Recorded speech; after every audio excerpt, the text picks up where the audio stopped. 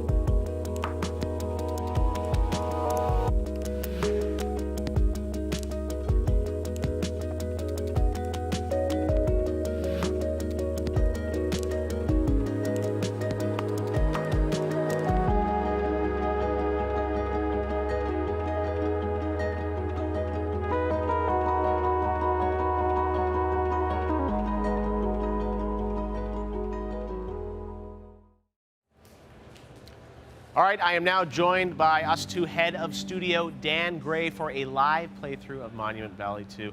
Dan, first of all, very exciting last week to have the game not only announced on stage at Apple. I was watching the keynote, and all of a sudden they're like, let's check out the new store. And it's like, wait, Monument Valley 2. I tweeted about it. I saw your tweet. Yeah. You said, did they actually just announce it? Right, I was like what? And like, my eyes were all wide. I'm like, is this really the case? But you guys kept a very good secret what you were working on and announced it last week and also shipped it. So if you're watching this, it's available now. People can download it and check it out, right? Yeah, straight away. I mean, like, I don't know how we managed to keep it a secret. Yeah. Kept it a secret for maybe 15 months without it even getting out. Yeah. Right, that's a fact. And I'm really bad at keeping secrets as well, so.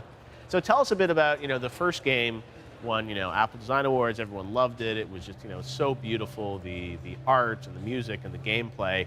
So, following that up with the sequel, and this is a game that, it's not, not a free download. You have to invest in it to play it, but there's so much quality to it and so much emotion to it. Tell us when you stepped in and said, hey, we want to do a sequel. What did Monument Valley 2 mean to you versus just, an expansion on the first game? Well, actually, I did interviews where I said we were never going to make a Monument Valley 2. Okay. Maybe like 18 months ago I said that. Yeah. But actually what happened is we tried to grow the studio by more people. We hired some amazingly talented people, and they came in with all these ideas that, the original team never even thought of. Yeah. And then on top of that, we were trying to think of what kind of stories do we believe are underrepresented within video games. Yep. And then we settled on a story of a mother and a child. Uh-huh. So what better way to tell this story of a mother and a child in this beautiful, impossible world, All right, now we're gonna do a little live demo here, right?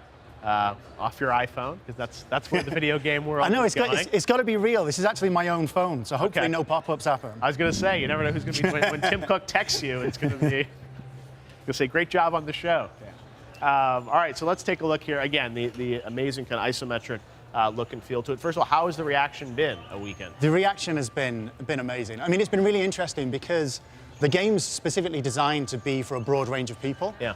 We want everybody to enjoy this. Over half the people who actually download the game finish it, and that's something we always wanted. Yeah. So the reaction's been great, especially a lot of people saying, Monument Valley 1 and Monument Valley 2 are the only mobile games to download. Yeah. Everything else, seems to be a distraction for me. The first game, I remember you were very transparent about sort of how many copies you were selling and how it was doing, and people were like, we were learning a lot about sort of the audience that was playing this game. So I'm excited to kind of see how the audience builds over time. So again, amazing puzzles. Tell us about the development process for this game. You had sort of this concept of mother and child.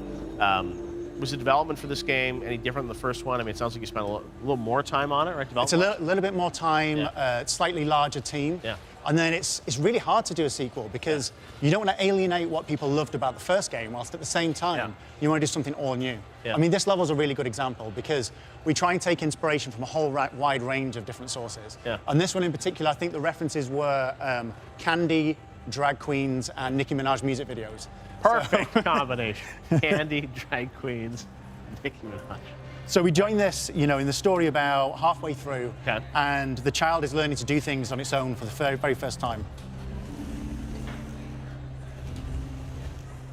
So again, it's all about manipulating this impossible, kind of like beautiful geometry, and kind of using both the characters independently to try and tell this story of their growing relationship. Soon to be reunited. it's so beautiful, and the music and the whole look and feel of it.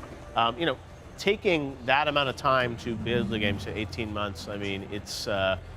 Was there a lot of kind of iteration? And I mean, you know, did you go down different paths? Did you change? Yeah, try some would say changes? we have a very inefficient way of working. Yeah. Because I think we throw away about 90% of everything we ever make. Wow, okay. Right? But that means that we only get, you know, the cream of the crop right at the top of it. And that's why, you know, you see the beautiful scenes that you see. I was going to say, I'm sure many rejected scenes. Yeah, it's so cool to see how you kind of manipulate the world in different ways, and there's a beautiful simplicity to how you actually play it, but ultimately, you know, a ton of depth. Yeah, cool, thanks. To the gameplay. No, you guys have done an incredible job, and I can't wait to see where the studio goes. Do you guys think, you know, moving forward, you think you'll ever move into sort of like the console space or PC space or Monument Valley on other platforms, or do you feel like it's like... I mean, it's really interesting. We always try and pride ourselves on tackling big questions. Yeah. And with the Monument Valley franchise, it was always, can we make a game that looks so beautiful you can print out any screenshot and hang it on your wall as a piece of art? Yeah. So if we come up with another question that's suitable for other platforms, then of course we will do. Yeah. And I mean, you guys did Land's End. I know it's very cool for.